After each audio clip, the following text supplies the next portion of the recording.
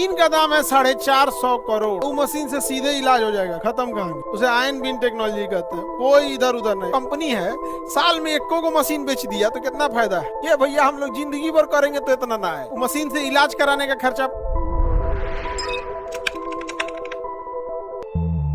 आज इंडिया में कैंसर के मरीज इतने ज्यादा हैं, अगर कोई ऐसी दवा बन जाए जो कैंसर का इलाज कर सकती है, वो तो हो गया मोनोपोली। अब लेगा ये आइए 10 लाख में। कैंसर की एक मशीन आती है, उसे आयन बीम टेक्नोलॉजी का क्या कहेंगे, आयन बीम। मशीन कितने की है पता है, आइडिया बताएं। 1 करोड़ 7 करोड़ का तो एमआरआई मशीन आता है। उस मशीन का दाम है 450 करोड़। इंडिया में एक भी नहीं है, इंडिया में एक भी नहीं है। हाँ, जापान चाइना ये सब में कहीं नहीं होगा। जर्मनी जापान चाइना ये सब वही तो बनाया है ये सब यहाँ पे। 450 करोड़। बट 450 करोड़ उसका प्राइस है ना, उसमें खर्च आया होगा इन सौ का मैक्सिमम। रिसर्च पे तो बहुत खर्च आया होगा, नो डाउट रिसर्च पे। लेकिन जब रिसर्च बन गया होगा तो बनाने में इनको आएगा 150 करोड़ का खर्च। कितना का, 150। 300 करोड़ का प्रॉफिट मारेंगे सब, 450 करोड़ में आपको थमाएंगे सब। तो जितने डेवलप कंट्री हैं वो क्या करते हैं, रिसर्च पे पैसे लगाते हैं। जब रिसर्च हो जाता है इतना ना बड़ा मार्जिन ले लेते हैं सब कि काम खत्म। और इस मार्केट में अगर देखिएगा तो मार्जिन इतना कम है कि ज्यादा ग्राहक देखना पड़ेगा। और इस मार्केट में रिसर्च पे पैसा लगाओ, इतना मार्जिन रखो कि दुइयों को ग्राहक मिल जाएगा। अब बताओ, जो कंपनी है साल में 1 को मशीन बेच दिया तो कितना फायदा है। ये भैया हम लोग जिंदगी भर करेंगे तो इतना ना आए। हम लोग जिंदगी भर करें तो इतना नहीं आएगा, नहीं आएगा। आगे बढ़ जाए, किसी को दिक्कत ना ना, वो मशीन से सीधे इलाज हो जाएगा, खत्म कहानी। उसे आयन बीम टेक्नोलॉजी कहते हैं। कोई इधर उधर नहीं। वो मशीन से इलाज कराने का खर्चा 25 लाख रुपया है। अजब हाल है बाबू।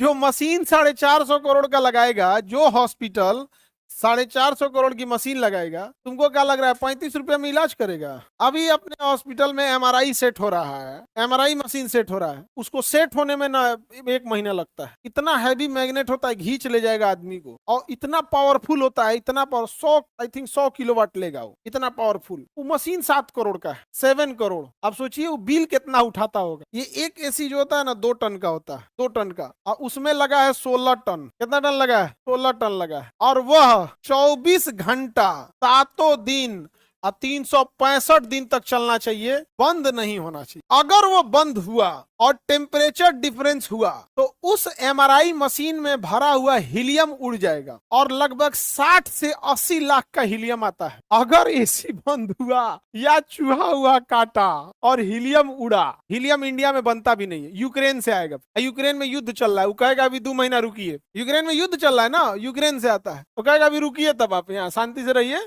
यहाँ पे ना तो इंडिया में पता कीजिए, किसी के पास एक्स्ट्रा है तो उससे भरवा लीजिए, तो हम सप्लाई देंगे। अभी पुतिन मार रहा है हमको। तो इतने महंगे हो जाते हैं सब, इतना महंगा चीजें यहाँ पर।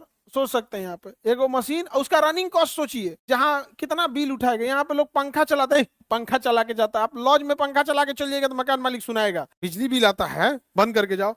यहाँ से जुड़ा चल रहा है कितना टन का, 16 टन का। कितना घंटा बंदे नहीं कर सकते हैं, बंद कर दिए।